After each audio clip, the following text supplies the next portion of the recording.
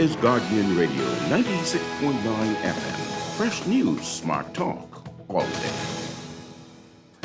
The views and opinions of the hosts and guests are their own and do not necessarily reflect the position of the management and staff of Guardian Network. You have to be strong in today's world. Keep your focus and what you believe in, how to achieve all your dreams. Keep moving forward. The Hits Back with Nahaja Black is sponsored by the Ministry of Health, Cable Bahamas, Rev Christmas, AML Foods Limited, the Cancer Treatment Centers of America, Fidelity Bank of Bahamas, and BTC.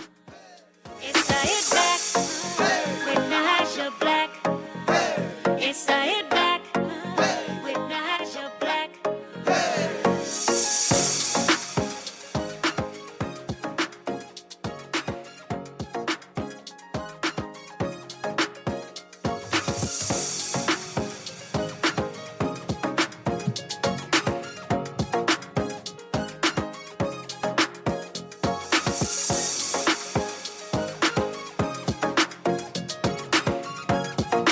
Good afternoon, Bahamas, and welcome to the Hit Back. I'm your host, Nahaja Black. It is a beautiful day here in the 242. I hope that you are doing well, taking care of yourself, and living your best life today. We are getting closer to are we in the holiday season? I think we're in the holiday season. So that we should be feeling a little bit festive, in the festive mood. This year will be we've gone through a lot, and I say that a lot because it would be remiss to talk about festivities and not acknowledge that we have gone through quite a bit this year. This will be a year of firsts for many. The first year without their loved one, the first year without mother, or mother, father, brother. We've had a first year, and this will be a painful Christmas for many. And so that is an acknowledgement of the times that we've been in. An acknowledgement that from 2019 September, the Bahamas, the world of the Bahamas has changed. Things have changed and rearranged. And so be mindful of that as we go about and go out into the holidays. That, there are some who are smiling, and then there are those who are smiling through their grief, smiling through their loss. There are some people who are homeless that weren't homeless last year. And you would be surprised how many people are living in cars because of this pandemic. And that is something that we have to be mindful of. So as you celebrate with your family, be mindful that there might be someone else you need to call and say, hey, come and spend Christmas Day with us. If you notice, and be keenly aware of folks who are going through depression, that we are mindful. It is a season of firsts. And every Christmas for some family is the first Christmas without a loved one. It will be the first Mother's Day for some next year without their mother, Father's Day without their father. There will be some children's birthdays that won't come to pass again this year, like baby Bella. So this has been a trying and rough, so I guess that's a trophy.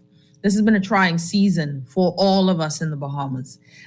For those who have gone through loss, through Dorian, and not having chance to catch yourself, still living out of your vehicles in Grand Bahama, still hoping to get some answers. This has been that sort of season. And so I think it's always important that we are mindful of these things. It keeps us humble. It gives us the spirit of gratitude. Be grateful. Your family ain't perfect, but if they're here, be grateful. Be grateful that you have the opportunity to make amends. You and your mommy haven't spoken. You and your father haven't spoken. There's an opportunity to make amends. Be grateful that there is still that opportunity. And that is all you ask for, is more time. Because when time is taken from us, then that's it. But you always pray for more time, not less time, more time to get things together. The opportunity to resolve some issues, to solve a problem, to be successful tomorrow. And that is just for us to be mindful, always in a state of mindfulness, state of readiness, and to find that thing, that joy. We got a big show for you today. There's a reason. Yesterday, I replayed intentionally a show called Colonialism and White Supremacy. It's a show I did with Dr. Chris Curry and Dr. Nyambi Howell Campbell-Dean. That was intentional to replay that show because I think sometimes you need to be reminded that there are some constructs. There are some invisible forces that I find that I think because we grew up, I would tell people, man, I don't know. My mother knows about segregation and what was the name of the hotel that you could Savoy, I think it was, not a hotel, a movie theater you couldn't go to. I don't know about those things. I grew up where I was the dominant race, right? I was the majority, not the minority. I grew up with majority rule. I don't know what it is to have the UBP rule over me. I don't know. Every time I go to the passport office, they look at me funny every time I say I was born after 73. Now I got to find extra paperwork, but I digress. That ain't that show. So, we are fortunate to not know those things. And I think, though, because we're not good in connecting history, we find ourselves thinking that today is when history began. We believe that everything that happens now stands on its own, has no lineage, no trace. We don't understand the concept of time with regard to that connection. So we understand the Bahamian, what we do in this country, which I love, which I didn't appreciate and respect for a long time, is tracing lineage, right? Oh, you so-and-so cousin? That's my Aunt Mabel for his cousin on the second. I can't keep up. Like I can't keep up. It's my third cousin on my granddaddy's side. I stopped taking as soon as you say granddaddy. But when you said third cousin, my mind stopped collecting photos. I cannot go further than that, right? Third cousin on my granddaddy. But we do that. That's the extent of collecting history. And that's good because that lineage is important. We still don't write wills. We still don't know how much property is ours. And then we got the Quieting Titles Act. So knowing all of this still don't make you richer. I tell you now, we ain't working this I know your people thing, All you're trying to make sure is that you don't marry your cousin. And some are still married to our cousin, but some of these islands need to put their hand up and say, I gee. Anyways, we have a need to discuss who we are, why we do what we do, why the circle keeps going, why the economy stays in the same bind, why politicians and policies seem not to change. And those things are always interesting to me because we can go through administration and certain things seem not to change, right? Why don't things change? Why is certain economic systems still the same, right? Because that is how this was intended to be built. Slavery wasn't personal when it first started, Slavery was economics. Slavery was all about money. And in order to maintain this business cycle of slavery, of indentured slavery, of this debasing or this ownership of people and free labor was to create a mindset that deconstructed your identity.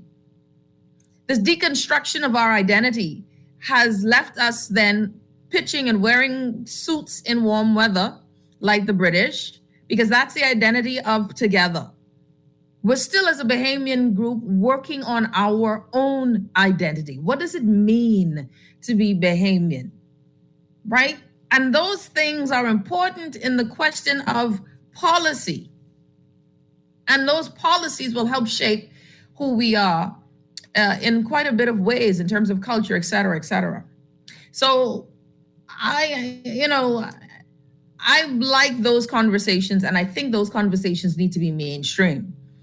The truth is that no matter that you get up and every day you have your car, you can put gas in your car, your lights are on, you feel as if you all have autonomy of your person, that there is invisible forces that make us feel as if no matter how much money I make, no, I do believe if I start making Beyonce and Jay-Z money, I'll definitely feel a lot freer. Hell, I don't even need Jay-Z and Beyonce money. I just need a little bit like an octave above Prime Minister money. Just a little octave. How much does the Prime Minister make anyway? Is that real money? I need to remember because that might not be cut. That might not cut it.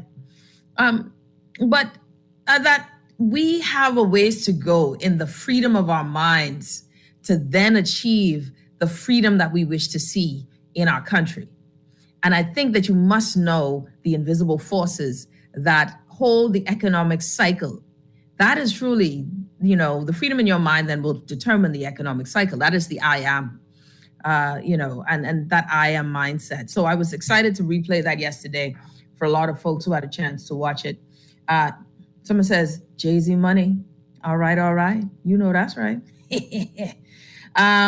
Someone says, but I thought Lincoln was the natural resource master. Y'all need to stop. All right, so let's go. We got a show for you today. We have some things. So I have two special guests who are going to be joining me. First of all, renowned natural resources are internationally known. One of the country's greatest champions on natural resources, has been championing this for decades, has put his business at odds with multiple governments, has been fighting for the people. Prescott Smith will be joining us on the show. And when it wasn't trendy or fashionable, the background, the things that were done in the background that gets no praise, that has moved the conversation. You have to thank people like Lincoln for making it probably more mainstream. But I assure you, Lincoln got almost all of his information from the same gentleman here. And not just almost all of his information, but he still doesn't know half as much as my good friend Prescott Smith. And I'm looking forward to him. Prescott was just awarded something that was huge. Listen, I just love this dude. Anyways, so we gonna have him join us. That's one. Chris Mortimer will be joining us. Chris Mortimer, the owner of Galleria Cinemas, Outback, and of course, he is bringing in Red Lobster. He'll be joining us. The reason why I wanted to have him on the show is because we want to talk to an entrepreneur who's getting it done in the Bahamian construct of business. So the challenges that entrepreneurs face, how do we move from the idea to the success story? How do we do this? And why the move to crowdfunding, which is very interesting because I think that shows something as well, that even those who have are struggling to keep, right? Now, before we go there, and I know that I have to go to a break, we got some big things that were said in the news today. Shout out to this. I like this press conference. I'll just throw this out. I like the press conference, the pressers what they're having at the office of the Prime Minister. I think they're very meaty, they're very meaty. Today we found out that the carnival ain't happening. And the big question, man, I watch my friend Clint Watson, the press secretary. Clint was under pressure today. Why was the carnival here if there was not any clearance for them to come? And Mr. Watson said, man, listen, them people came on their own. In essence, they came on their own regard. And they did not get the say-so from Ministry of Health. Plus, when Ministry of Health was looking to see if it was possible, they weren't answering emails. They weren't responding, yada, yada, et cetera, et cetera. So Ministry of Health said, bye-bye, boo, pack up your Georgie bundle and go. Now, mind you, the gentleman from Carnival said, well, the Prime Minister gave the okay. When asked directly, Clint Watson says, that was utter foolishness. Is that a no? I'll go with, okay, it's another foolishness thing. I will say this. I kind of chuckled at this whole scenario, this whole thing. I laughed at it. I had to laugh at it because honestly, there's two parts to this, right? Well, now, I tell people already, I love the carnival. So I really was rooting for us getting it resolved because I love the carnival and that they would find a way to make it work. And when I say make it work safely, that they would comply, that we would have a real strategy on how you can have carnival safely. That, of course, it would mean that they would have to have some sort of technology in order to monitor the amount of people in there, what would be the cleaning. So it would have to be stringent. It would have to be arduous. You would have to hire more people to police within there, sanitization, spacing, etc. But then maybe we could come up with something. Because I ain't gonna tell you no lie. For me, Christmas is carnival. Even though I don't go all the time, you already know the story, last week Friday I said, something about seeing that ridiculous Ferris wheel that is as cheap as they come, makes me feel like Santa Claus is coming to town. Anyways, but it didn't work out, right? It didn't work out. And they are going to have to go home. I think that, first of all, that's pretty strong. That's pretty strong. And that's strong, showing some autonomy between, if the allegation of the gentleman is true. Now, the speaker said, someone says, Nahaja, why couldn't they issue rapid tests upon entering, charge the fee for the test? Quite possible. Why couldn't they? But we know that the rapid antigen test also gives you false negatives and positives. And we know some certain strains can go undetected. For persons who are asymptomatic, they will not show positive on those tests. So that's the sticky wicket. So we can't rely on those tests really to protect us in a certain way. So I thought it was strong, though. I think it shows a level of autonomy between the Office of the Prime Minister and the Ministry of Health. I think that this is actually good. If what was alleged is true. Now, the press secretary said that the gentleman's assertion that the Prime Minister gave them the clearance to come is accurate. If it's true, the press secretary said that it's not true, that it is utter foolishness, so we will go with that. But somebody had to give clearance. But, I ain't got the energy for pet detective on this one. So someone gave clearance, or they felt emboldened to come, even though last year they couldn't come, but they felt emboldened to come. The fact that the Ministry of Health had the final say is what gives me confidence that there still is respect between the sides, right? That there is respect, that this isn't one where the PM, if what the fellow alleged is true, is usurping protocol, because our prime ministers could do that. Prime ministers could do that. Prime ministers, we have seen prime ministers do that. No, I am first among all hyenas, equal and unequal, right? So I say what I says goes. This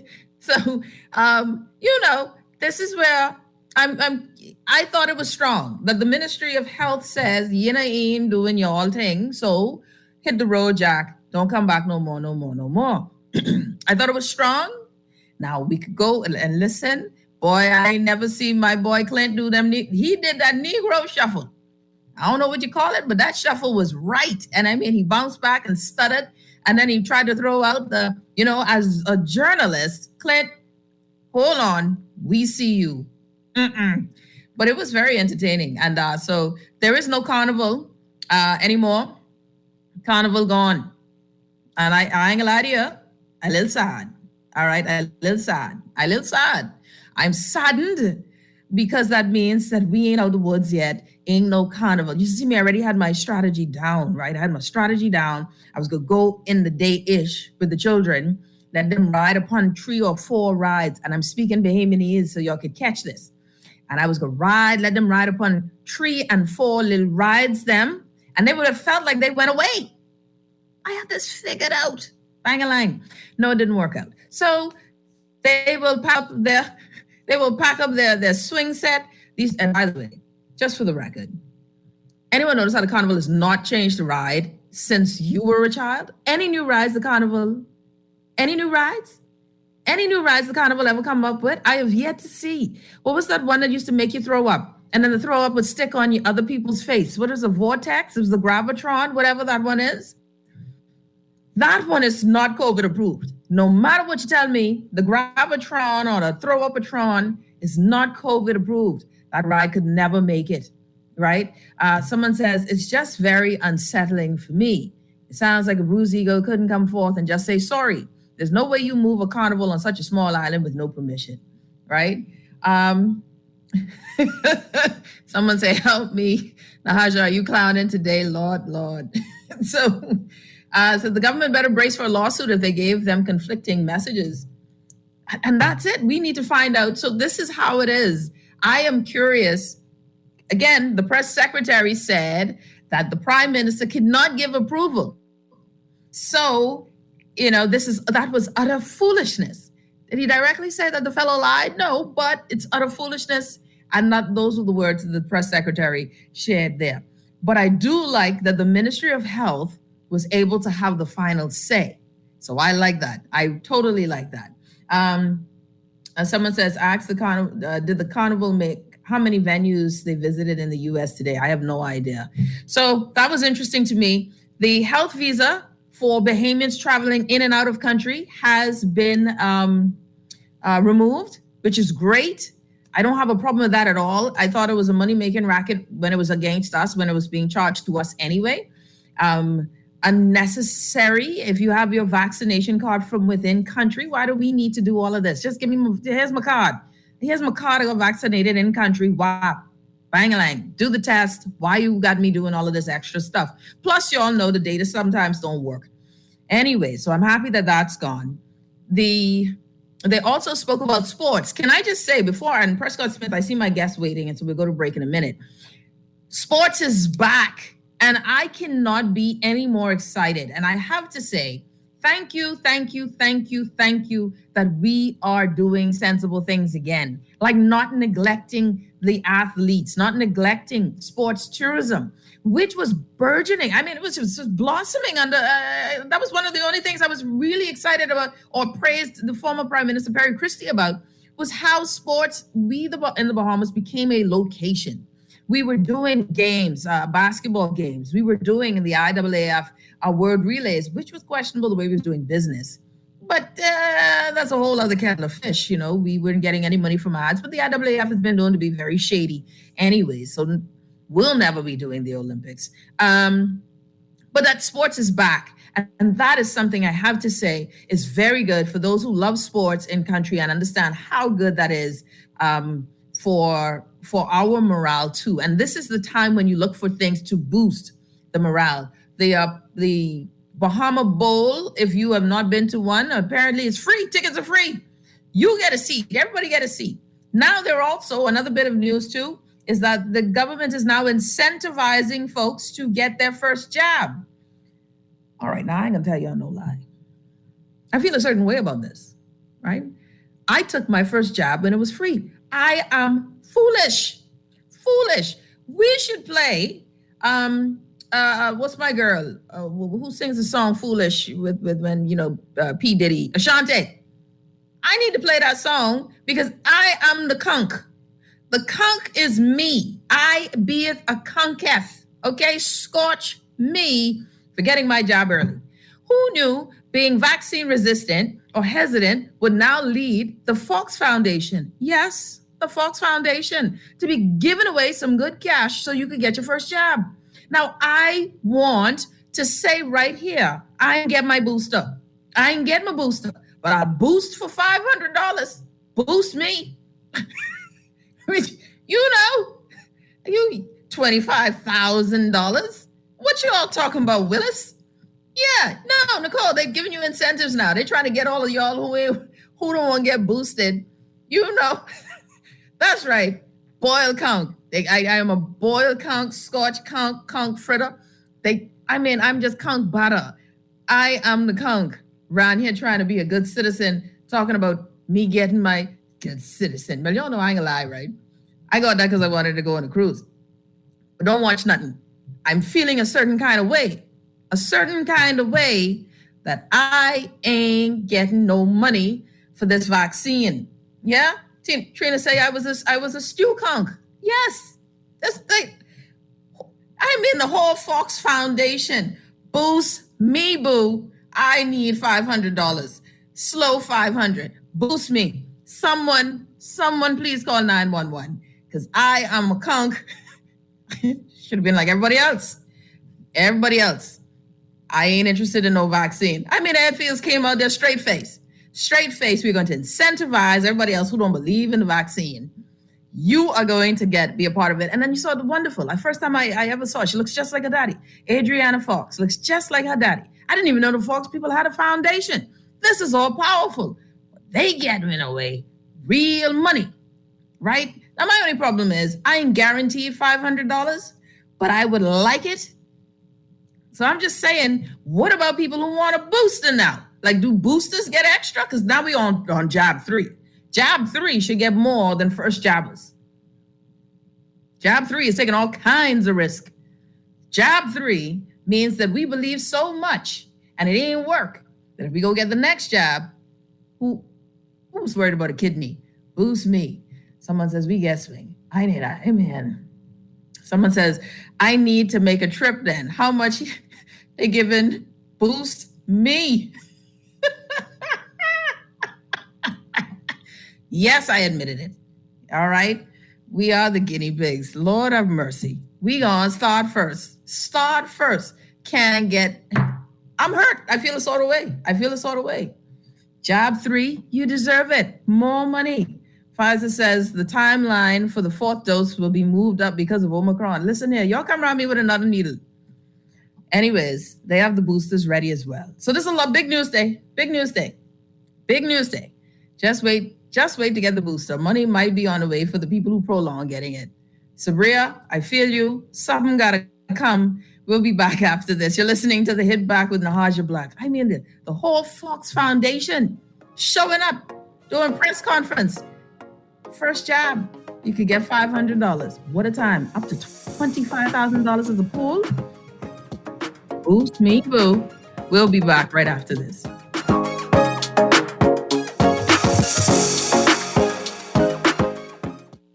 Helping out each other, family and everybody. It's a simple act of kindness with you, me, and RBC. RBC wants to spread acts of kindness during this festive season. One simple act of kindness for our friends, co-workers, and communities can cause the brightest smile. Help a stranger, give a food basket, or call an elderly person. Share your stories at facebook.com/RBC Caribbean. Acts of kindness, RBC. See something? Say something. Call Crime Stoppers Bahamas in Nassau, 328-8477. That's 328-TIPS. Or from the Family Islands, 242-300-8477. That's 242-300-TIPS. Be safe and happy holidays, Bahamas, from the directors of Crime Stoppers Bahamas.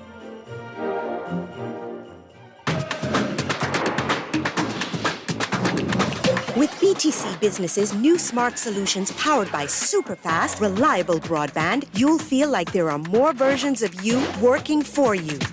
From website design, development, and digital marketing to promote your business, 24/7 business class support to cloud solutions, security, and more. Multiply your growth today.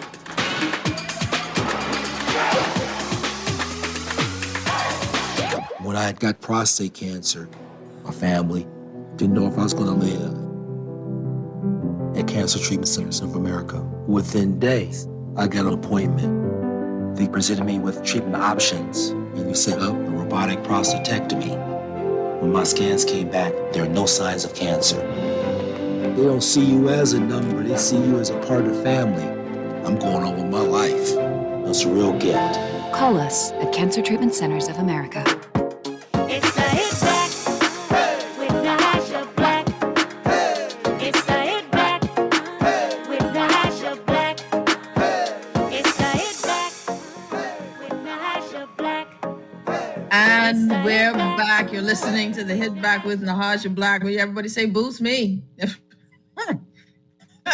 We are the Kongs. This first, boy, I tell you, I ain't gonna be first no more. I promised God I wasn't gonna be first with this jab.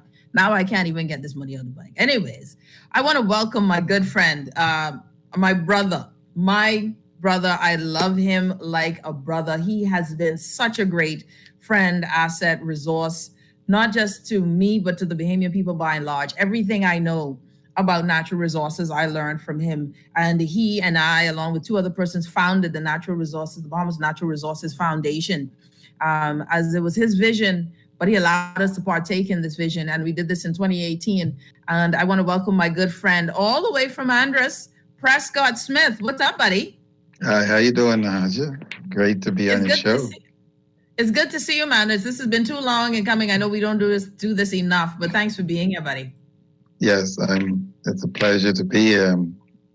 I made it just in time across 6,000 feet of water. Listen, and you're home safe. So I'm happy that you made it and you're back on island.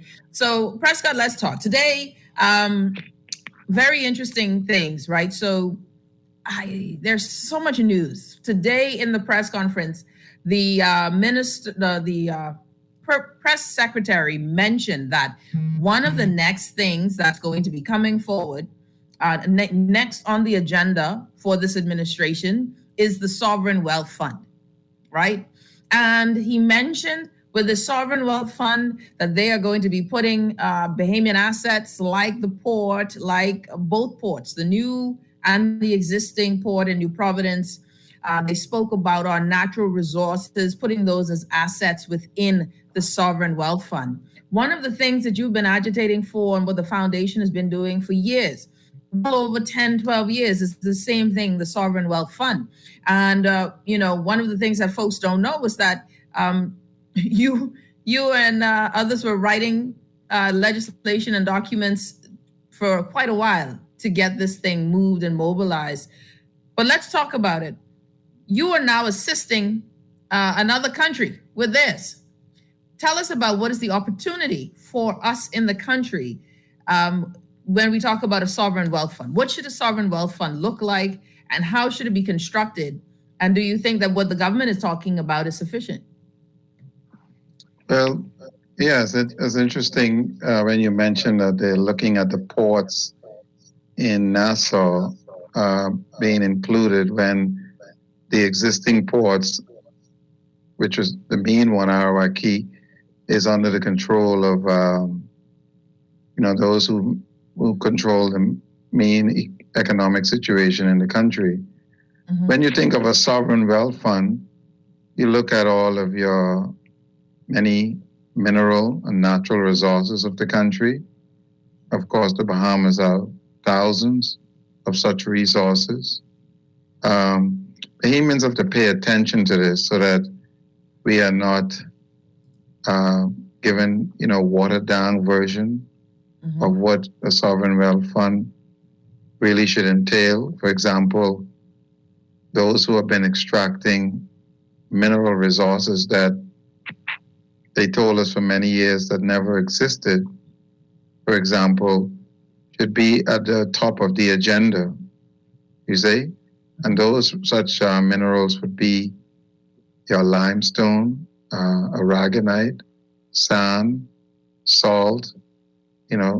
These are resources that are in the tens of billions of dollars over the years and have been to very little to no benefit in most cases to the Bahamian citizens straight across the board, you see? So when you think of other huge resources in terms of marine environment, forestry, water, of course, water is right at the top of the agenda in terms of mineral or resources for a country. And your forestry can go in many directions, from the pine forest to the coppice, and that includes all of the hardwoods, medicine, in terms of pharmaceutical research. And then you get into the ocean that has many arms to it as well, mm-hmm. many thousands of marine resources, and just the geography alone, you see? So go on. No, and if you're just tuning in, Prescott Smith, renowned national advocate and internationally known. By the way, for folks who don't know, now one of the things I love about my brother is that he's a humble fellow, and God continues to elevate his stature even whilst we in the Bahamas seem not to be paying attention. Recently, Prescott, you were awarded the most prestigious award whilst you mind your business, just advocating and fighting for the country. Just for the record, you were the one to bring the Environmental Defense Fund here in country. The Environmental Defense Fund has donated funds to us and given it to BAMSI for the training of fly fishing. And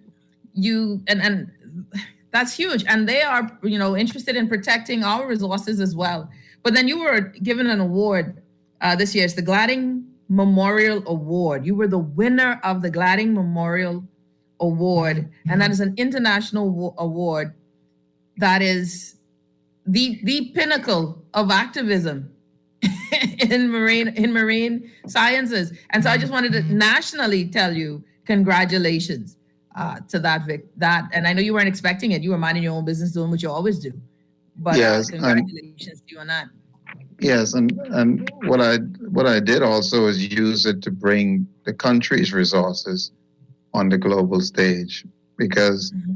I recognize that, we have to use such opportunities that God grant us to really expose. The award would have never happened, Nahaja, the way conservation is controlled in our country by the very families who have been exploiting the the resources. So through the Environmental Defense Fund, I went on an exchange program to Cuba, also to Belize. And so they recognized that, here it is, we weren't just pushing sun, sand, and sea. We were sharing with the true riches of our country. And so I took that opportunity to share with scientists from all over the world that the Bahamas do have resources that are, on the global stage, we are heavyweights.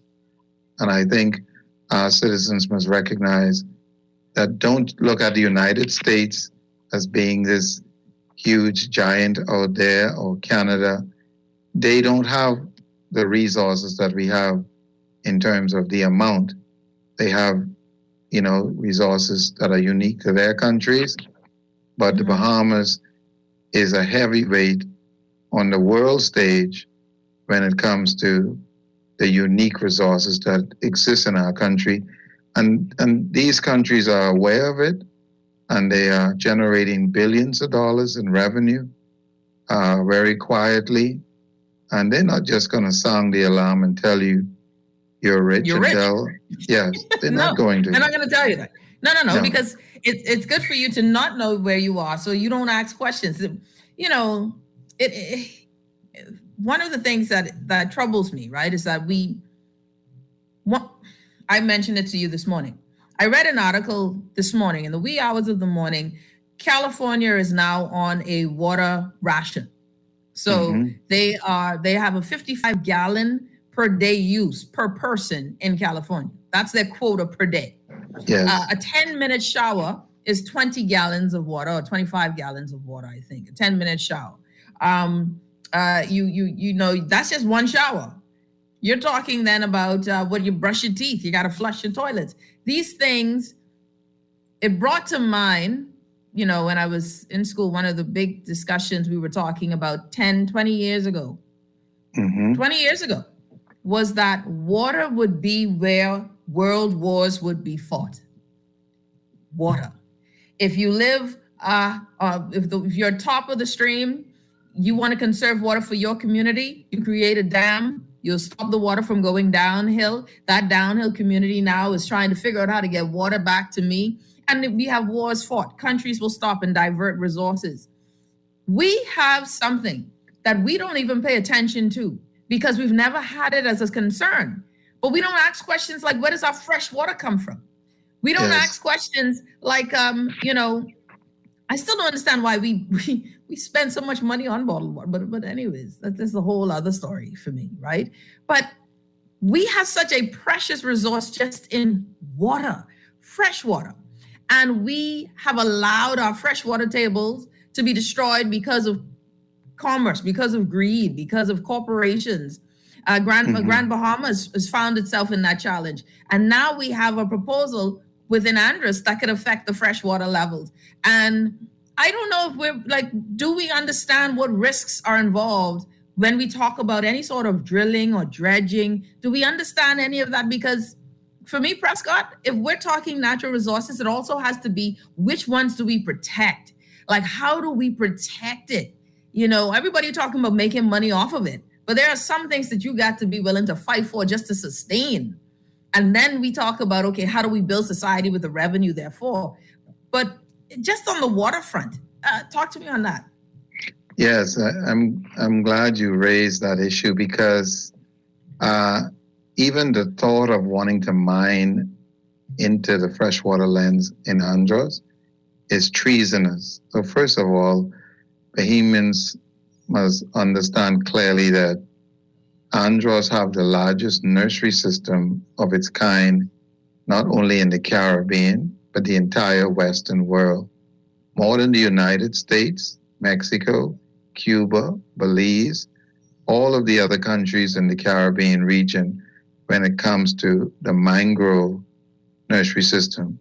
So it is mind-boggling to me, Nahaja, that the island with the most arable land, largest pine forest, and the largest nursery system, where the wealth in Spanish wells in Abaco generated from our fishing resources is directly connected to this nursery system.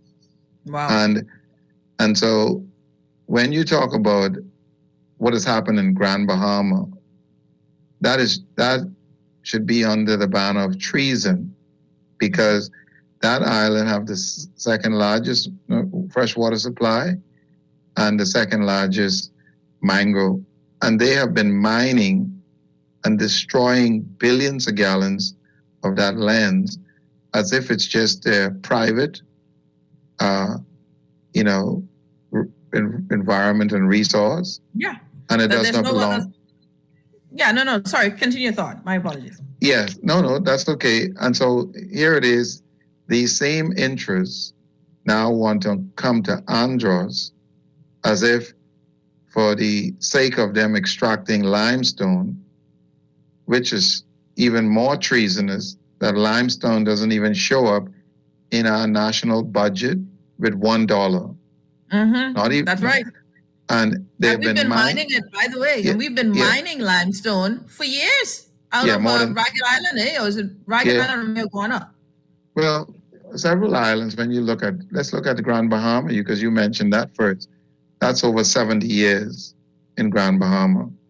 And I don't understand how politicians could go and beat their hands on the desk in Parliament and under the guise of a free port that not $1 shows up in our national budget. And people can sleep at night and think that that's okay. And now these same interests want to come to Andros and mine. And so it is nothing short of trying to commit treason against generations unborn in the country. And there's no conscience with these individuals at all. Yeah. I think we have a caller. Caller, you're on the Hit Back. Welcome. A pleasant good afternoon, Ms. Black. Good afternoon. How you doing, Sparky? And a good afternoon to Mr. Prescott Smith all the way over there in Andros or in New Providence, wherever the brother is. Sparky is very knowledgeable about the whole fly fishing and flats world. But you see, Prescott, there's a book written by George Orwell that says all animals are equal, but then again, some animals are not equal as others. But I try to explain sometimes things on these talk shows. I get cut off so quick that I can't even get a chance to explain what I'm saying. But Ms. Black, let me tell you something. Prescott, I also managed a fishing lodge in Cargill Creek years back in the 90s, owned by Stanley Bain, Cargill Creek Fishing Lodge. Yes, I remember you there. Next to Gas Boy, Rupert Leedon.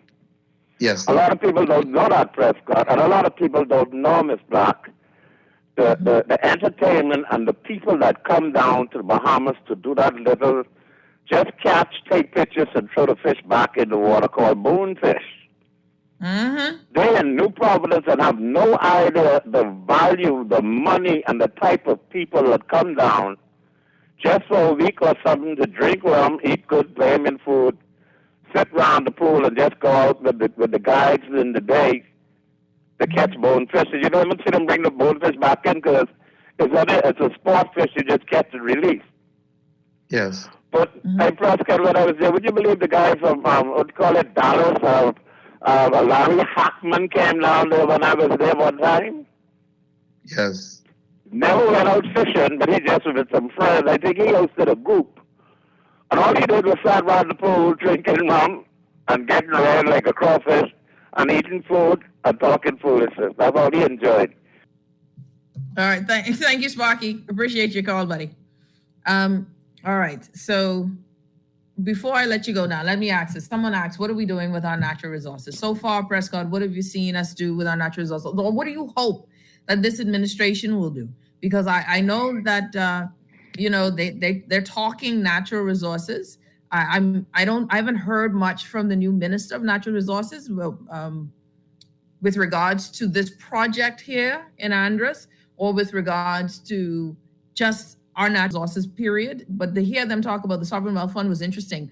But I'm trying to figure out who will manage this. I have so many questions about that. Will this go into the Treasury, or is this something that will be, separate and apart? Who will manage this? How will it be used for the betterment of our children, etc.? So those questions I got to ask the finance people. But what should it look like? What should it be?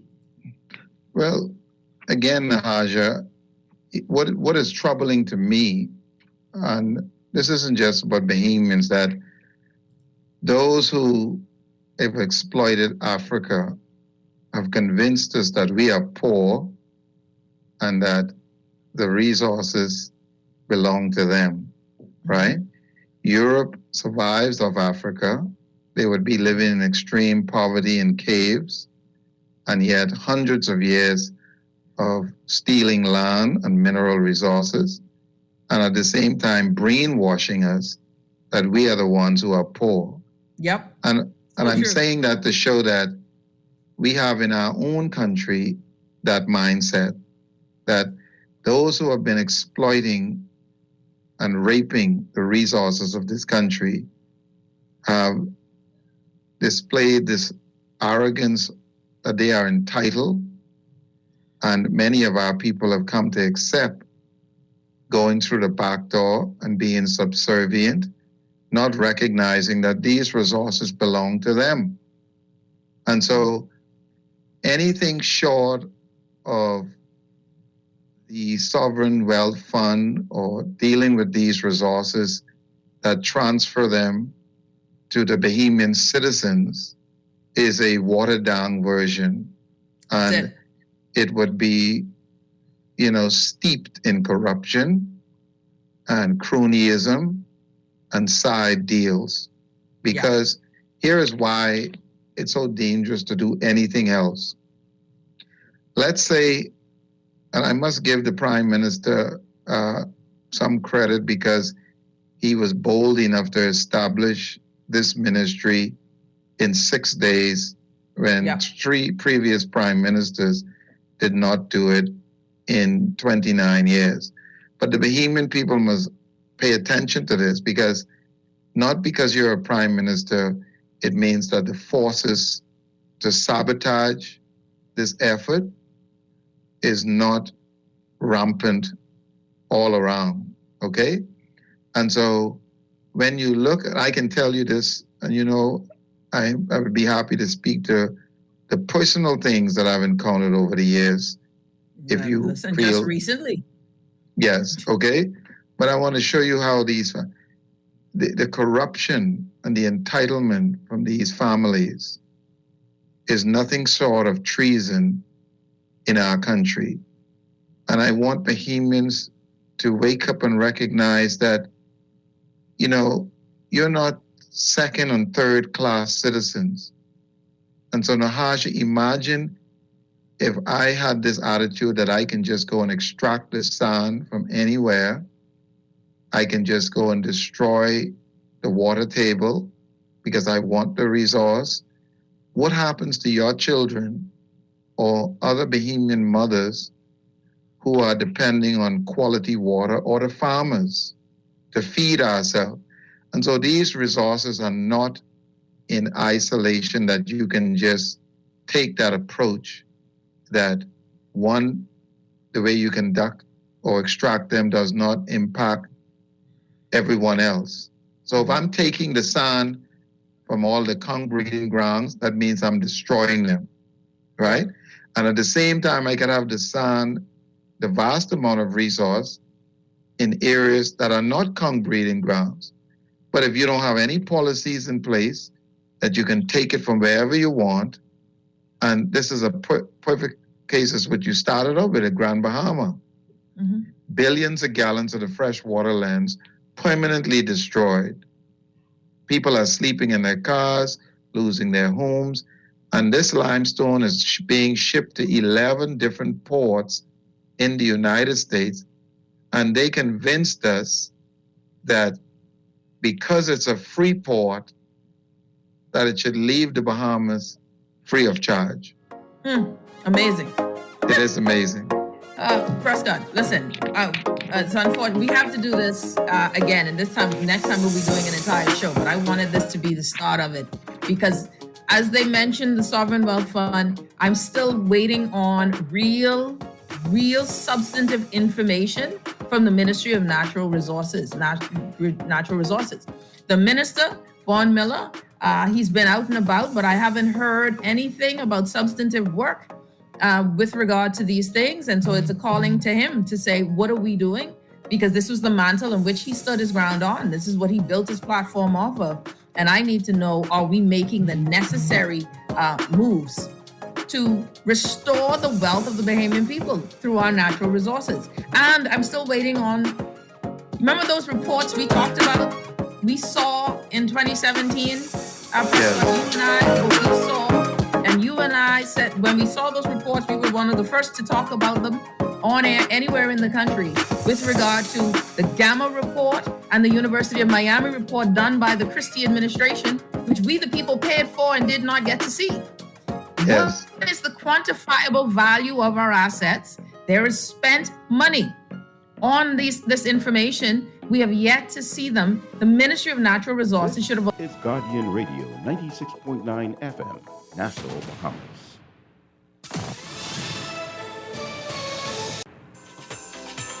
Rev customers already get more channels, more sports, and more speed.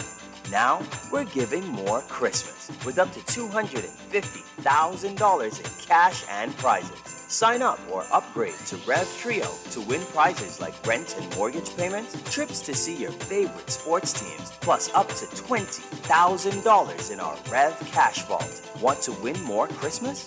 Call 601-8992 today and ask for Rev Trio. Rev, you and us together. Hey, you got your COVID-19 vaccine yet? I heard that vaccine is cause you get COVID. That's true? What? Getting the vaccine does not cause you get COVID-19. It offers protection from it. Where you getting your information from? Well, my friends, and I in all kind of WhatsApp groups. Listen, you need to get your facts from reliable sources like the Ministry of Health, World Health Organization, and the Pan American Health Organization. Don't get caught up in all the misinformation. You and lie. I need to go read up on them COVID-19 vaccines for myself. Don't procrastinate. Vaccinate. This message has been brought to you by the Ministry of Health and this radio station. At Fidelity, the holidays are all about family, spending time with loved ones, and being thankful for the little things in life. Worrying about bills should be the last thing on your mind, especially during the holidays. Let Fidelity help you get your bills under control. Fidelity can also get you started with a real savings plan that actually pays you interest. The only thing you need to think about is what you will do with the savings in your pocket this Christmas. Now that's what I'm talking about. Fidelity Bank is here for you this holiday season because you are family, and family is important to us. It's the hit back with Nahaja Black. It's the hit back with Nahaja Black. It's the hit back with Nahaja Black. It's the hit back with Nahaja Black.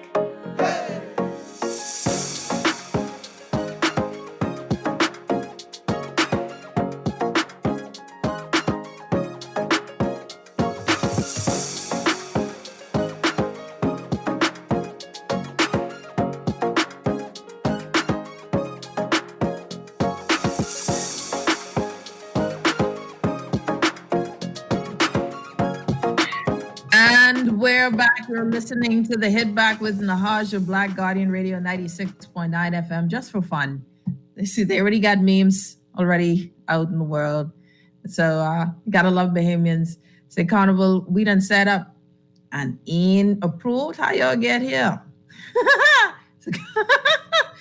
Child players. Carnival gone. They get rolled out.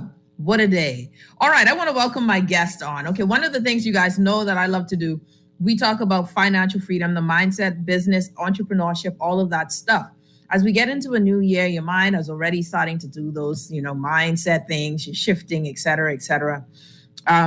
So this is interesting because I love speaking to people who've done it or doing it. And I think they give you great resources. And so I'm really excited to have on, first time on the show. And I think this is the first time I asked. And he said, yes, the first time. Won't he do it? God is good. I want to welcome business owner, entrepreneur, the one and only Chris Mortimer. Chris, welcome to the show. How are you? Nahaja, it's good to be here. I think I was on your show one other time, maybe in a different iteration, but that was a lifetime ago. That's what I was. feels definitely like a lifetime ago. And it's quite possible, Chris. I won't lie to you. These things go through, but I'm just so happy that you said yes to today, especially on the topic that I want us to discuss, which is entrepreneurship, which is that the steps in the Bahamian society, this framework of how does one move from an infancy of an idea and make it bigger and a product where the lion's share of Bahamians use it. And then what you also can teach us too is what happens when things don't go well and you have to adjust. So what is the mindset of an entrepreneur to adjust? So Chris Mortimer here, owner of Galleria Cinemas, owner of Outback. Of course, you know now, did you do the eyebrows with the eyebrows with Outback? Take that back. No, I didn't. Okay. And also now, of course, launching and gotten a license for, Red Lobster, where many Bahamians are now crowdsourcing or fund a part of this equity initiative with RWAC-X and what you guys are doing. So, Chris, thank you again for joining us. Let's get to it. I want to ask you the first thing, how did you know or what came about? You said, you know what, I want to start a business. When did the desire for ownership show up?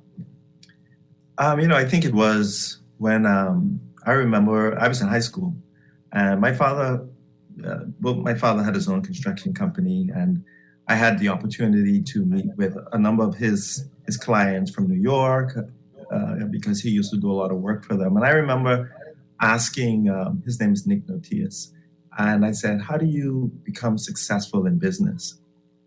And, he was like, Chris, you decide what it is you want to do.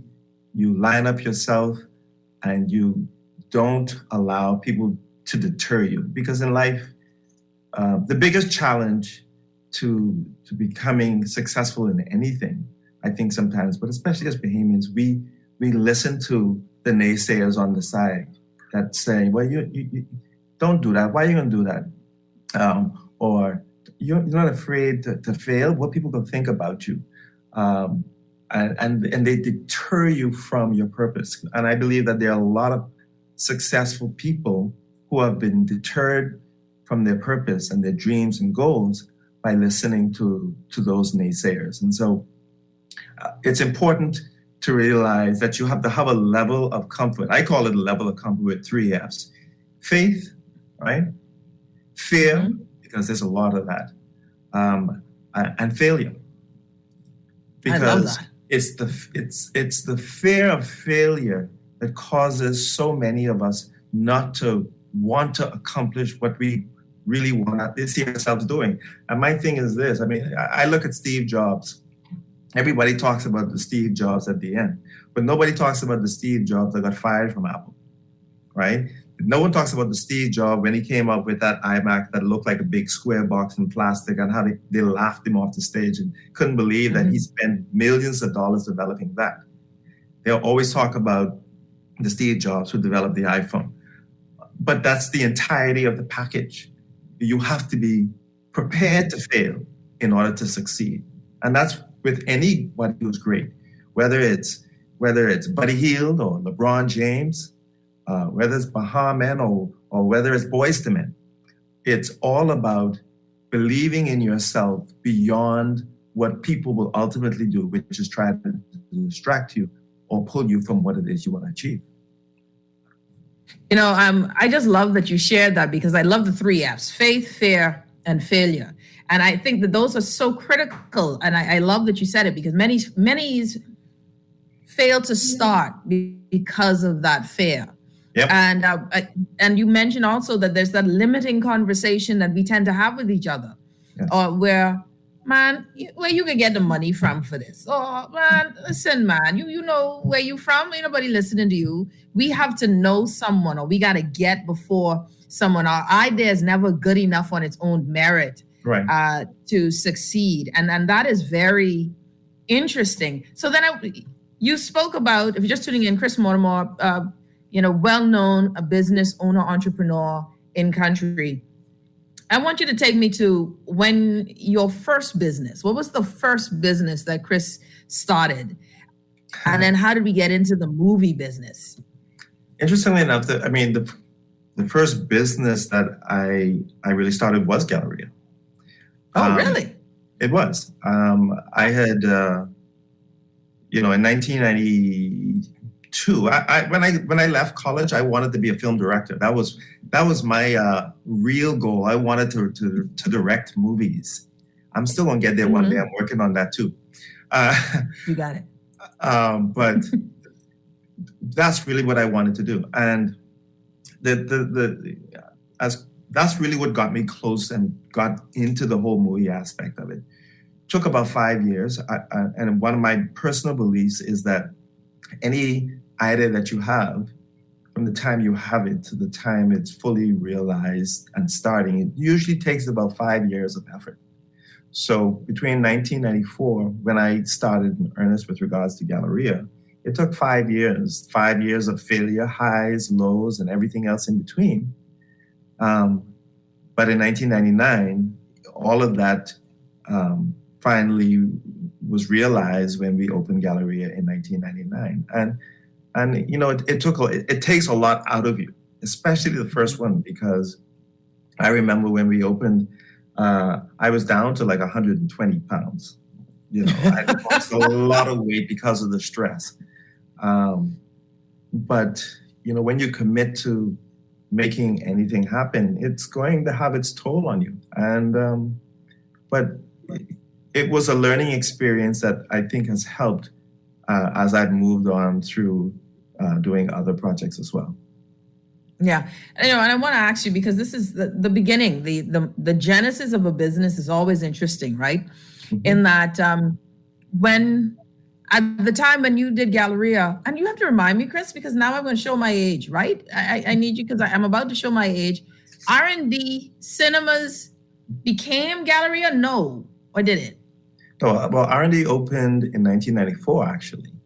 Right. And, were you R&D? No, you're 99. Yeah. Right, R&D, that was Jerome Fitzgerald, Richard Nikita Demerit, one other person, I can't remember his name right now. Okay. That did it together. We opened Galleria in 1999. In 2004, we came to an agreement where we purchased when the owners of R&D wanted to exit the business. And so in 2004, we purchased the theater business from R&D, and then it became just Galleria. But that's usually the time frame. But Galleria started really, my mom got me $5,000. I was able to use that $5,000 to do a business plan with a friend of mine with KPMG. Interesting, if I could just put a little peg right there, Right. The first LinkedIn, I always say, that people don't really talk about it today, but the first LinkedIn was really like church, the people who you went to church with, right? That was your social network. Yeah. And I still think it's a powerful social network that I don't think we tap into anymore. So I want to make sure people understand that was one of those crucial things, because a lot of the people that actually helped to take that $5,000 and to turn it into something that was bigger was the ability to tap into the first social network, which is still a powerful social network that we need to tap into. Those people around us who share faith and who say, you know what, I know this Chris Mortimer boy. That's Mary's son. I can help him, And so it was through those connections, go talk to this person, go talk to that person, that we were able to develop the idea and the concept. My father was always in the construction business, so that helped a lot in terms of being able to, in terms of construction and getting it done.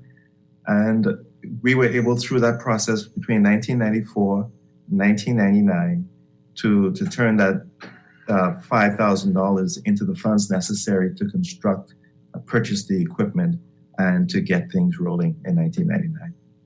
How big do you say planning is on a is planning? You said a business plan, right? One of the first things you got was a business plan. Correct. Most of us don't believe in that, we go in with faith, all of that. We become a big F, faith, right? But I think we're fearful of a business plan because it might tell us that our idea ain't, it might need to line up, it might need to, it might need to firm up a bit. But how important is planning? Do you think that has led to your success? Because a lot of folks will not spend that money to get that business plan. Do you count that as a big part of your success? It is. It's like anything. It's a roadmap.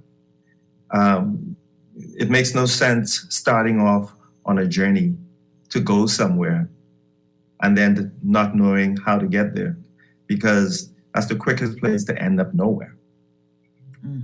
The business plan is the roadmap that's going to get me from where I am to where I want to be. So when you set out from shore, to use the sea analogy, it is the guiding post that moves you along to where you are, to where you want to be. And yes, you're going to have to adjust it as you go, but that's just how life is. You may have made a wrong assumption here or a wrong assumption there.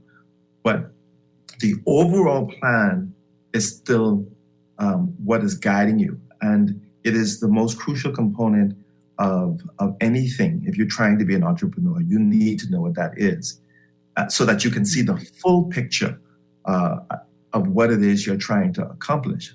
And it also gives you the ability to, those persons who want to assist you, right? It gives them the ability to look at your business plan or to look at this and say, I want to get on this boat with you. But when you don't have it, people just decide, well, you're not serious.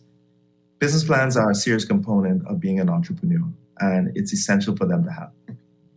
I love that. It doesn't matter how big or small the idea is. So let's say that, hey, I want a convenience store, right? I want a little small convenience store, or I want this niche market of online goods. It doesn't matter the size. No. A business plan is a business plan all the time. Absolutely. And it like you said, it's about scale, right? So it may be, and you'll have successive ones. So the first business plan may just be the one convenience store. But as you work your business plan, then the business plan needs to be redeveloped, because now I need to do my second convenience store, right? On the Cable Beach Strip, as opposed to just being on Prince Charles. And then you're able to convert those business plans working together into an overall vision of this is what I want. And that's how you have places like Super Value or City Markets. They all started as small ideas. In fact, everything starts as a small idea, but it's the faith, it's the mustard seed idea, right? The small thing can become the greatest of things as long as you have faith and keep moving in that direction. And so I always tell entrepreneurs, and if they ask me, find someone who's going to be able to prepare a business plan for you, so you could know exactly the scope of the undertaking that you're setting out on, and it helps to actually make you more of a success sooner, as opposed to the trial and error method. When you choose a business, if you're just joining us, you're listening to the Hit Back with Nahaja Black. As an entrepreneur, do you believe that you have to stay in one line of business? I view entrepreneurs, the one of the greatest gifts of an entrepreneur is that they see a business as a business. It isn't a one particular niche, but I'm curious for you, is that the same mindset where you look just for opportunities? Do you look for vacancy? How do you determine the business for you, Chris? Well, for me, it's different. I mean, for me, it's about the things that I know and enjoy. For other people is finding a need, the marketing method, finding the need and filling it. And no way is better than the other. It's about knowing yourself. And so once you know yourself, then you're able to say, that's what I want to accomplish. And once you've done that, then you start lining up your team, lining up your business plan, getting everybody together in order to tackle that. But I'll say this, though. Being an entrepreneur when I was becoming an entrepreneur and being an entrepreneur today, it's the opportunities are greater now than ever before. But obviously the challenges are great as well. And it's because like everything else, you start off being dependent, you become independent. And we get stuck on the independent component and realize that the next and higher level is interdependence. And that's where I see things like RWAC-X, because if we're talking about how do we make our idea, grow it from something that's small into something that's massive, the massive is other people have to be involved. Other people have to be able to benefit financially. Other people have to see the vision and see the benefit of the vision and want to be a part of it. And that's how you get a huge company. Otherwise, you will always stay a certain size because one person cannot do it all by themselves. And Steve Jobs couldn't do it. Take a look at his team. He has a massive team that works around him, and then they all have teams around them. Greatness comes from like-minded people with a vision working together to create something that's amazing that people want to be a part of. And that's what we have to do, I think, as Bahamians. Chris, I'm so excited. Let's take a quick break. When we come back, more with entrepreneur Chris Mortimer joining us here on the Hit Back with Nahaja Black. We will be back right after this.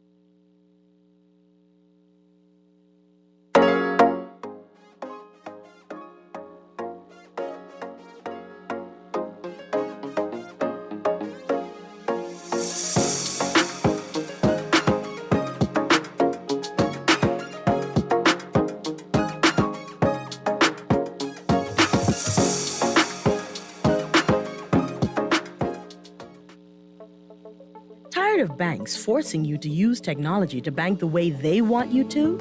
Your convenience is important. So no matter what your banking needs, Commonwealth Bank's friendly staff are always available in branch for that personal one-on-one service. But when you choose technology, our online and mobile banking app offers you state-of-the-art functionality. The choice is yours. Commonwealth Bank. Bank the way you want. Food security is a challenge for many. Now in a pandemic, many more are unsure of their next meal. Through their Feed 5,000 program and a $20,000 donation, AML is working to ensure that everyone has a meal for the holidays, and they're inviting you to help. Now until December 17th, visit any Solomon's, Costrite, Fresh Market, or Domino's in Nassau or Freeport, and Exuma Markets in Georgetown to donate and help feed a family in need this Christmas. No amount is too small. Remember, we're all in this together. Are you planning on gift shopping, visiting family and friends, or going out to dinner during the holidays? Don't forget to pay attention to the latest public health protocols and regulations. We must continue to wash our hands and sanitize frequently. Wear our masks. Avoid touching our faces. Cough and sneeze into our elbows, and maintain a distance of at least 3 feet away from others in public. If we all follow these tips, we can have a happy and healthy holiday season. This message brought to you by Bahama's Ministry of Health in conjunction with Guardian Radio. It's the Hit Back with Nahaja Black. It's the Hit Back with Nahaja Black. It's the Hit Back with Nahaja Black. It's the Hit Back with Nahaja Black. And we're back. You're listening to the Hit Back with Nahaja Black, Guardian Radio 96.9 FM. Joining me, special guest, Chris Mortimer, entrepreneur, business owner, entrepreneur, of course, from major businesses that we all know that, to say I grew up with, it kind of ages me, Chris. but I will say that it has been a substantial part of my youth. What you don't know, Chris, is that I've been a very, big time supporter, especially in my university years. I mean, people knew me, right? Every Wednesday, some of my closest friends, Kimberly and Rosina, we would every Wednesday find ourselves after our last class for 2 years, go to Galleria and enjoy our movie. We paid for it. Don't worry. Nobody gave us a free ticket. We went up to 2 years. There was no free tickets. But it was definitely a part of our history. And I always said, just doing that, saying, this is so exciting to see this level of business. There was a point when there was no business bigger than yours, greater than yours, Chris. What did it take to get to that point in terms of mindset? You mentioned, faith, and I like the 3 F's, faith, failure, fair, faith, fair, and failure. Yes. The 3 F's, that's a part of the mindset goal. But when did you feel as if you had made it to a certain point of success, a mountaintop of success? Or has that happened yet?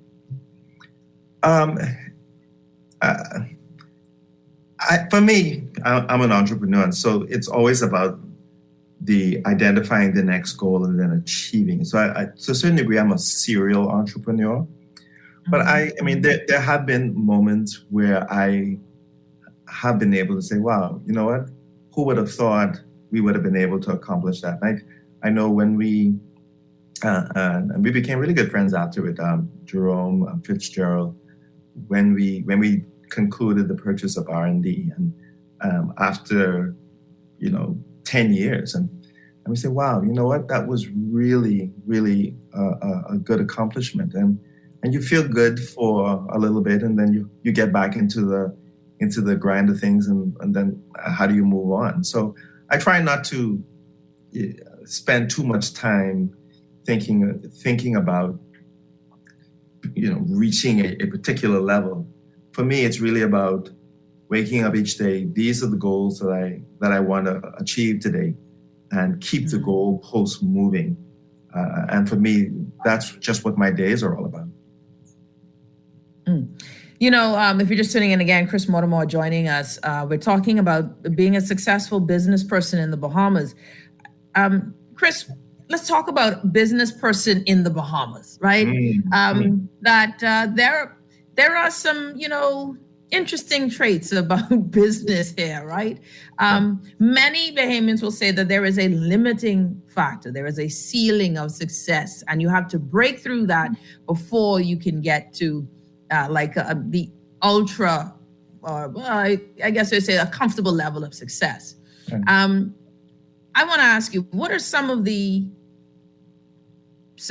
pitfalls of the Bahamian business economy that you've encountered that you would say, this is, if you're going into business, here are some things that you should look out for, and then here is how you remedy those pitfalls? Well, I think for a lot of us, we go in, even if you're very motivated, very determined, sometimes we go in with the wrong team. That's a limiting factor. We all know the traditional limiting factor in the Bahamas as an entrepreneur, and that's money, right? Mm-hmm. That's probably a show in and of itself. But,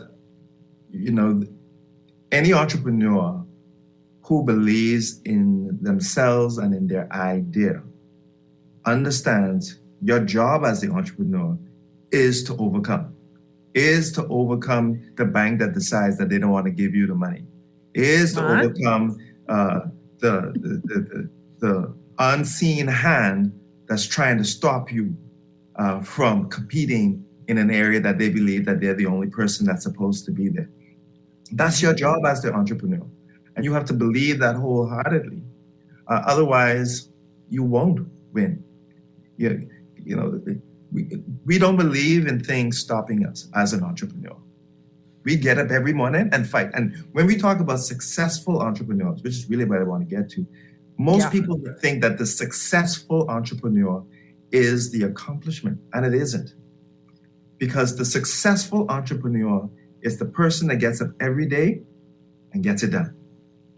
Every day and get it done. Because believe it or not, the biggest fault in success, or the belief that I have arrived, is that it becomes the seeds of your own failure, because you believe, oh, I have arrived, I'm at the top, nothing else can happen. And then all manner of things can happen to you at that particular point because you think you have arrived. You've never arrived as an entrepreneur. There's always something to accomplish. There's always the next chapter of the book, right? And then when you finish the book, it's the next book to write. And you have to stay that way every single day and have like-minded people around you to sustain you when you have those moments when you have anxiety and fear and stress on you. You need that support, that mastermind that Napoleon Hill calls it. You need those persons that say, listen, okay, you get today off, but tomorrow we expect you back here to get the job done. And once you have those things around you, there is nothing that is insurmountable as an entrepreneur. Let's talk about the building of the business, margins, right? The profit margins, right? The cost. What is your rule of thumb on, listen, this business is working, this business is in trouble, right? We need to sell the business.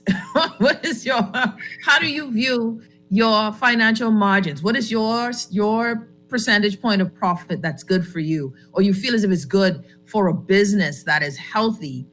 And then we'll talk about that code red. What do you look at as margins of profit?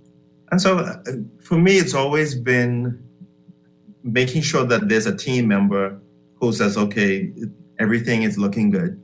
We're operating properly and efficiently, and to continue to go. And that's the same person on the team who said, listen, Chris, it's starting to turn. And just to get ahead of you, it's the same people who say, you know what, it's time to look for that next chapter. And so it's, like I said, it's about building the team, because we don't all have the skills. I don't consider myself to be a financial guru, but you know what? Neither did Henry Ford. Henry Ford knew what it is that he wanted.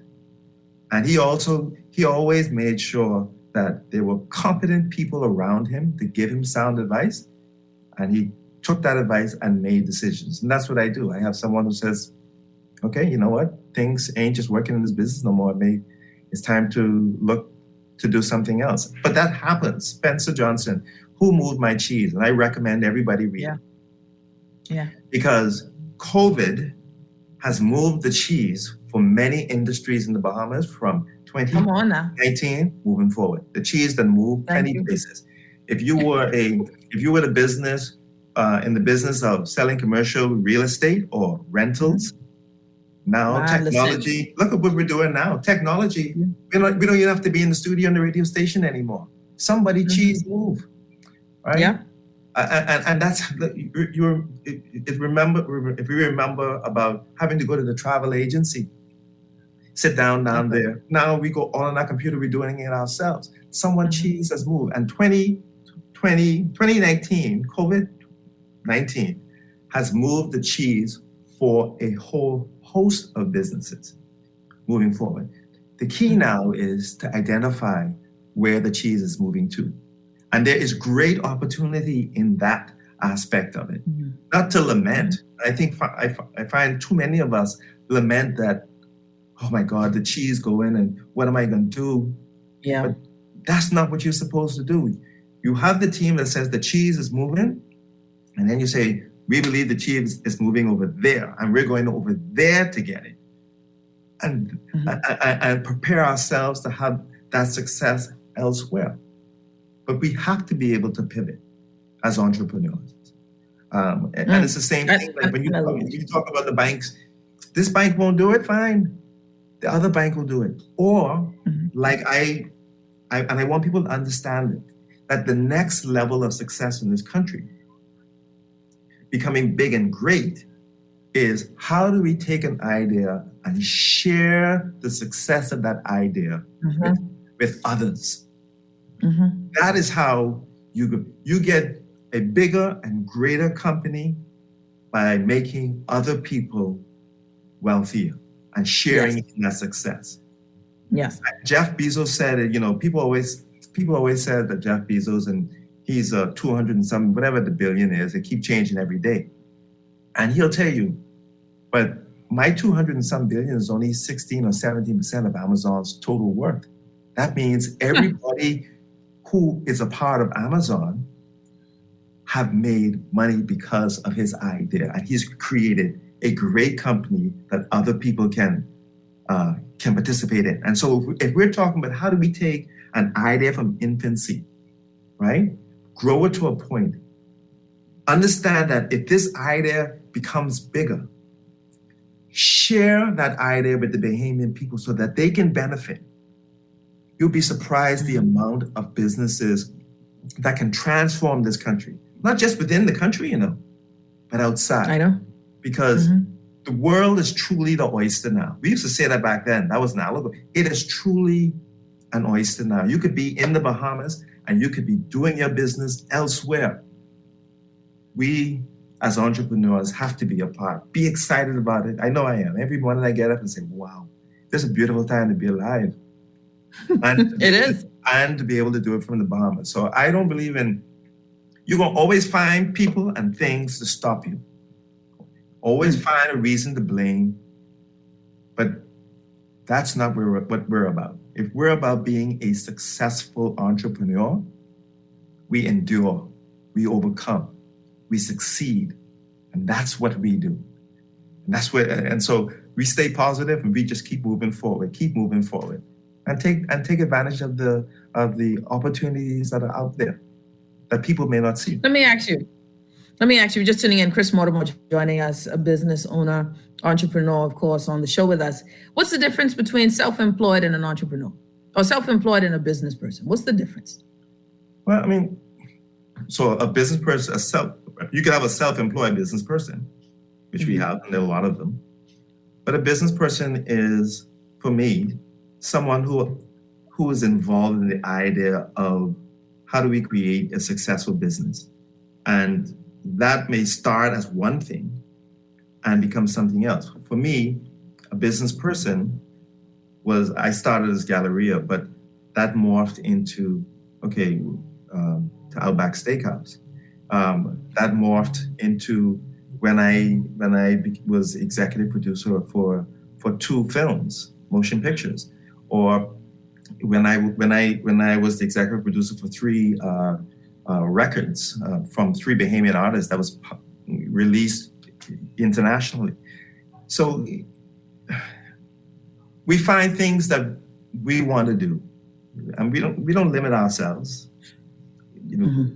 We're business people. Some people I want to say that they're self-employed and limit themselves into this is all I'm going to do. And that's just like taking on a job. Yeah. That's just like taking on a job. But if you are an entrepreneur, if you're a business person, you're open to what God has given us and the opportunities that are there to take advantage of. You're able to identify it, and then you take all of the necessary steps to move with determination and speed and belief to accomplish the goals that you've set for yourself. Do's and don'ts, right? If there was a succinct, speech that you'd give to young people or any person seeking to start a business, and you had a list of do's and don'ts, right? What would be your top 3 do's and your top 3 don'ts in doing business? And I know you didn't expect this question, so I hope you got it queued up. Well, the first thing in the terms of do's, do what you love. Things are so difficult that when you do things that you love, you get up every day and do it just because. And so that's the key. Do find time to meditate and ponder on all of the things that it is you're trying to accomplish, so that you stay centered on what it is you're trying to achieve. Do have the right people around you and the right support systems around you, because you're going to need those moving forward. Those are the type do's that you want. the do nots are some of the things that we talked about earlier. You know, do not have the naysayers around you. You know, and sometimes, unfortunately, you know, the naysayers could live right in your house. Okay. You know, or in your family. Preach You know, and you have to understand. Listen, you know, you might be my brother or you might be my cousin, but you know what? You can't be around me. I don't need that negativity in my life, especially when I'm about achieving things. Do not sit down and accept no for an answer. You may have a million no's. You're just trying to get to the one yes. I think those are the top two do nots. Yeah. I like that. Keep going question. if you got more. Add more.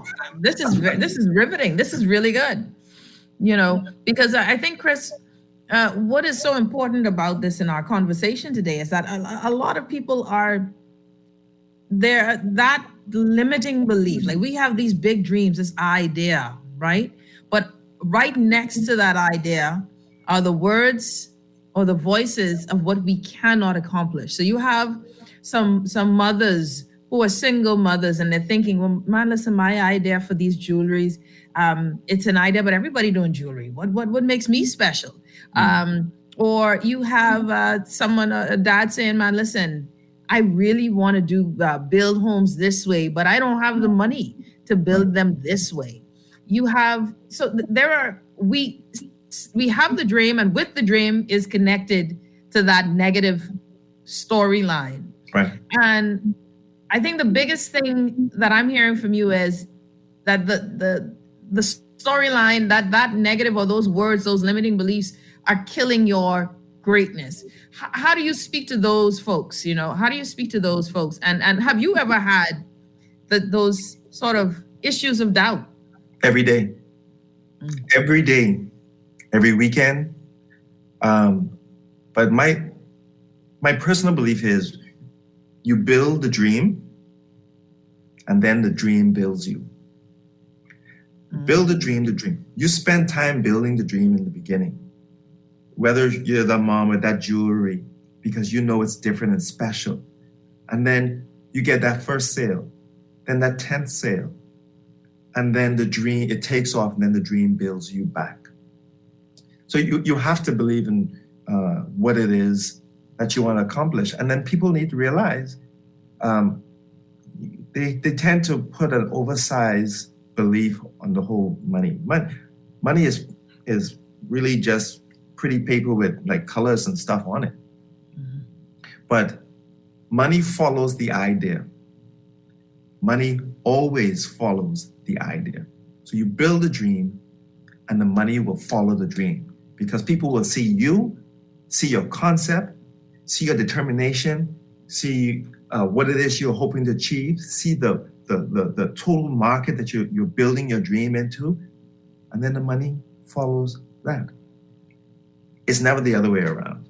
And I know a lot of people who build things say, oh, I know if we do it this way, we can make millions and millions and millions of dollars. And they get there and it just doesn't happen, because you need more than just money to make things happen. You need people, ideas, vision for what it is you want to do and accomplish. We have a caller on the line, and feel free, if you guys have any business questions for Chris, please feel free to call 323-6232, 325-4316, or 325-4259. You can also text us at 422-4796. Caller, you're on the Hit Back. Welcome.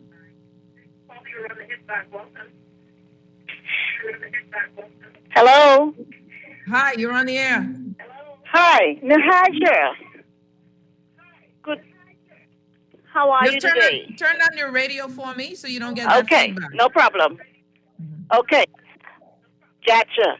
And I would like to say a pleasant good evening to Mr. Christopher Mortimer. How are you, sir? I am fine. How are you? I'm very well, now that I'm talking to you and Nahaja, the Hit Back. Right. Chris, you don't know who this is yet, hey? Of course I know, Masha. Huh? I know who this is. Okay. Well, That's one of a kind voice. I know that voice anywhere. We spent a lot of years together. I should know that voice. Listen. I just called to say I love you. Thank you. All right. And I want you to continue to be encouraged, and I am so very proud of all that you continue to do in this country. And just keep on keeping on. Nahaja, you're a great person in that studio. But listen, man, there's a businessman. I got to bring him on for sure. Thank you so much, Carla. I appreciate you. Chris, what are some of the, we live in a small country. Yeah. And just like how someone would call who knows you, how do you handle the criticisms? I'm sure that not everything was successful. No. And, that's part of it. You have the good side of things that happen. You have the things that you thought would happen and don't happen. That's part of it too. And it took a while for me to understand that sometimes we make a lot of mistakes worrying about what people are going to say about us if they see us fail. Hold that thought. Sure. Hold that thought. Let's take a break. Okay. When we come back, more with Chris Mortimer. We'll be back right after this.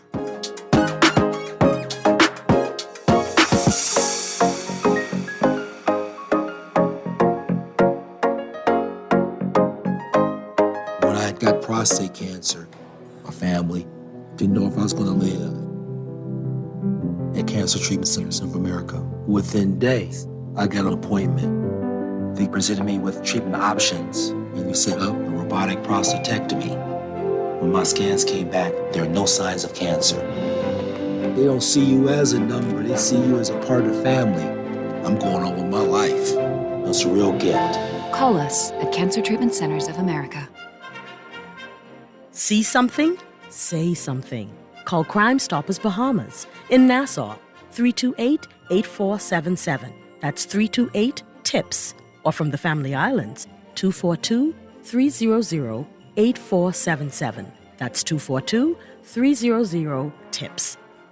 Be safe and happy holidays, Bahamas, from the directors of Crime Stoppers Bahamas. The Nassau Guardian and Star 106 is giving you a chance to win fabulous prizes in our 21 Days of Christmas promotion. Ho, ho, ho.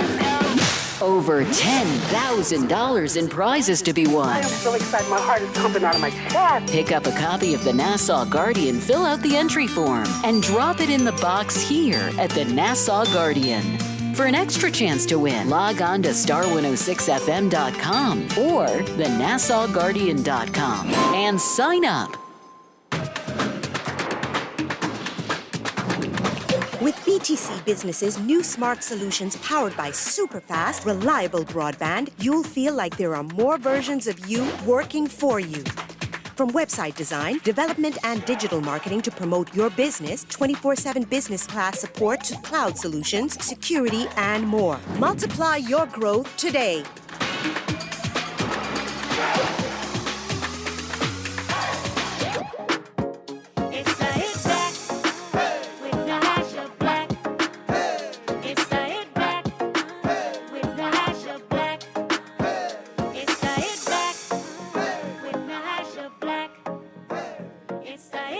And we're back. You're listening to the Hit Back with Nahaja Black, Guardian Radio 96.9 FM. We've got Chris Mortimer, entrepreneur, joining us on the show. Chris, you were talking about, failure. How to look at that real thing of failure, because of course criticisms come, and you've not been one without criticism as an entrepreneur, right? So I haven't been. How do you handle it?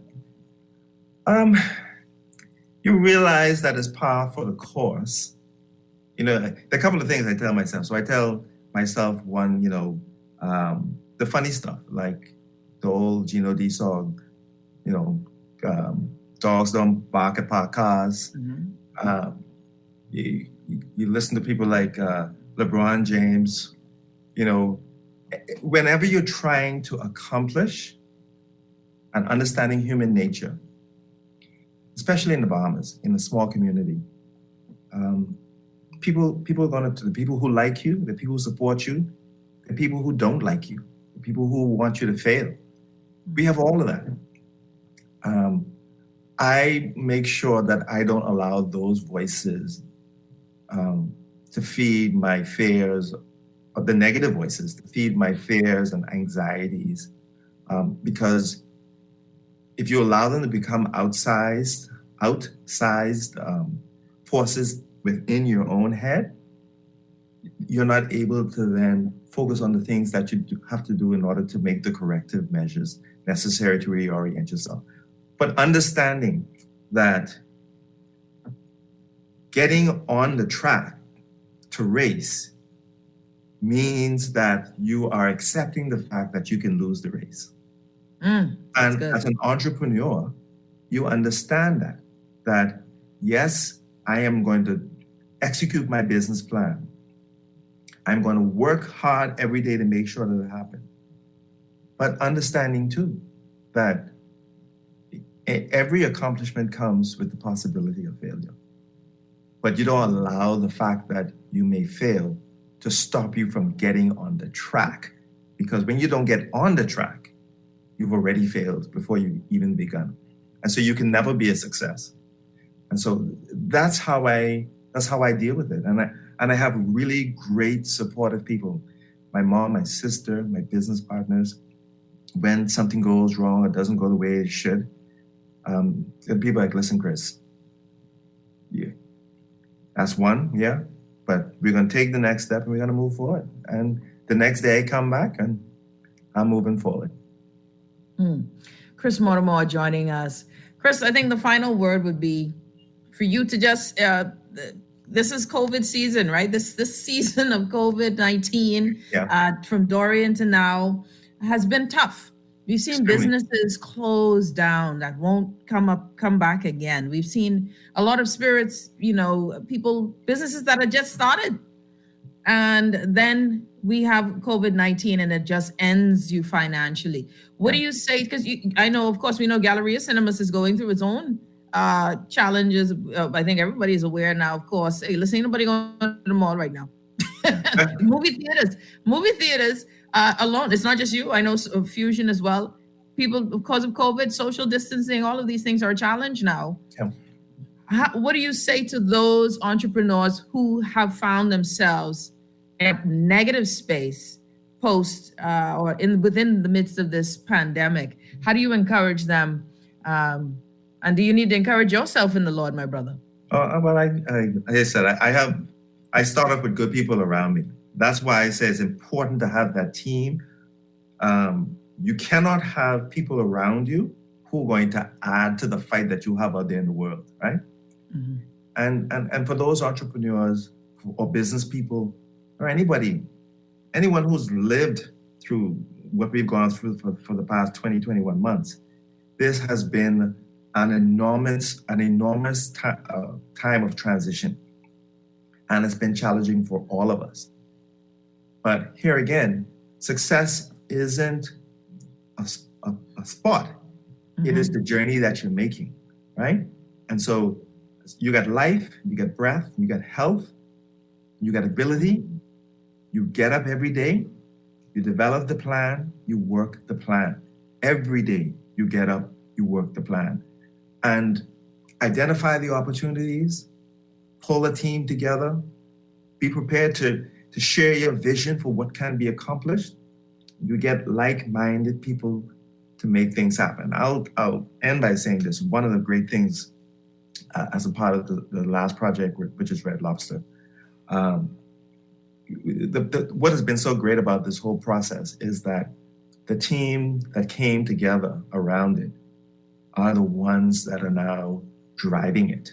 You don't see them, but they believe in it, the overall vision for the company so strongly that they are now, the dream has built them and they are spending their time making it happen. And so the burden gets lighter because it's not just Chris Mortimer. And no man is one successful thing. As much as we would like to make or say that we've been able to accomplish success on our own, we haven't. There's a support system in there. And the greater the support system, the greater amount of success that you can have. Chris, thank you so much. I really do appreciate the time, the words of wisdom. You know, business is tough, and it's you know, pain and pleasure. Yeah. Right. There's that also, though, that's some good pain when you know you're working towards something. But when businesses, I think one of the things that we have to learn too is when to let go. Like when a relationship is coming to an end. Yeah. Before another heartbreak, sometimes you got to cut it off and walk away.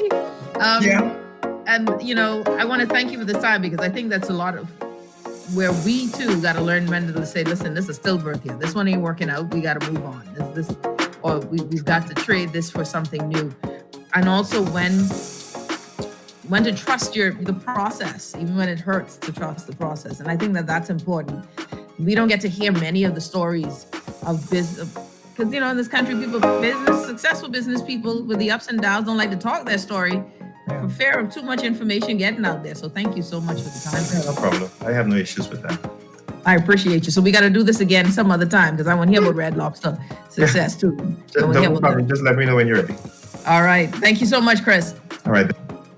You're listening to The Hit Back with Nahaja Black. I think it's important, guys, that we have more of those discussions. The reason why we need to have more of those discussions, I think we need to see and hear about how businesses, good and bad, great and small, how we can maneuver. Because this is that season. This COVID-19, one of the greatest seasons for a change in your income. Take advantage. Crisis can bring opportunity. And let's find the opportunities in this crisis. You're listening to The Hit Back with Nahaja Black. See you tomorrow. We're out.